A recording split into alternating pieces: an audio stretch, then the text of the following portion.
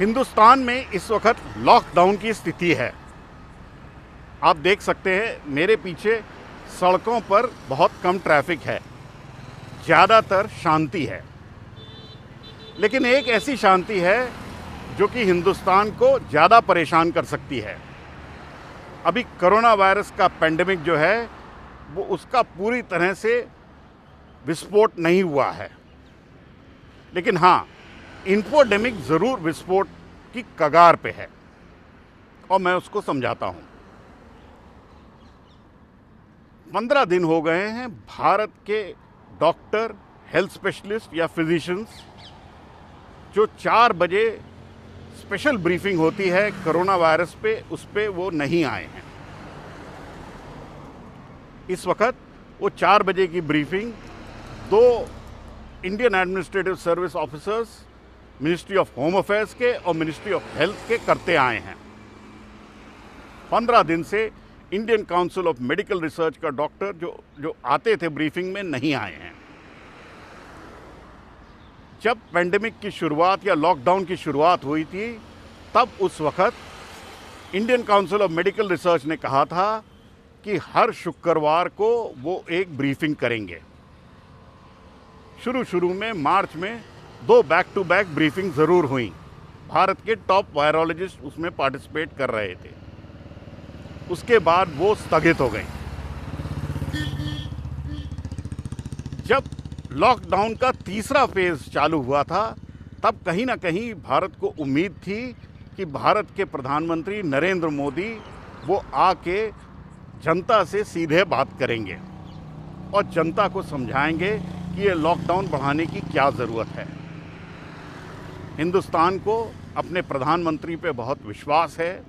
वो बोलते बहुत अच्छा हैं, बोलते बहुत सटीक हैं और कहीं ना कहीं लोगों को एक कामिंग और सूदिंग वॉइस की बहुत सख्त ज़रूरत थी। फेज़ 3 ऑफ लॉकडाउन में वो भी नहीं मिला प्रधानमंत्री से।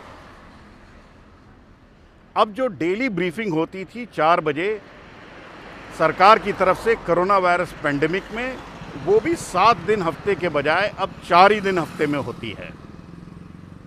बुधवार, शनिवार और इतवार को ब्रीफिंग नहीं होती है। ऐसा लगता है जैसे वायरस जो है वो बुधवार, शनिवार और इतवार की छुट्टी लेता है। अगर ये ब्रीफिंग में एक वैक्यूम बनता है तो रूमर आगे बढ़ते हैं और लोगों को परेशानियां ज़्यादा बढ़ती हैं और इन्फोडेमिक आगे बढ़ जाता है। अगर इन्फोडेमिक से बचना है तो कहीं ना कहीं ये ब्रीफिंग्स में स्पेशलिस्ट भारत के ज़रूर होने चाहिए और ये ब्रीफिंग बराबर होनी चाहिए।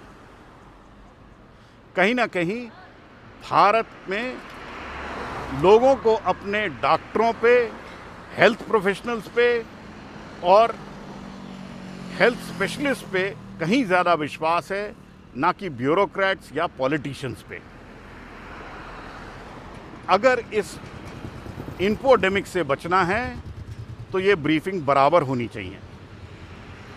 मेरी याददाश्त बताती है जब कारगिल का युद्ध हुआ था तब ब्रीफिंग रोज़ होती थी और भारतीय सेना का टॉप एक स्पेशलिस्ट रोज़ ब्रीफिंग किया करता था।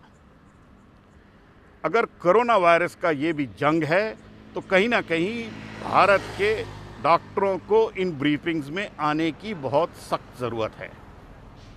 अगर वो नहीं आते हैं या सरकार नहीं परमिट करती है तो कहीं ना कहीं लोगों को एक ट्रस्ट डेफिसिट होगा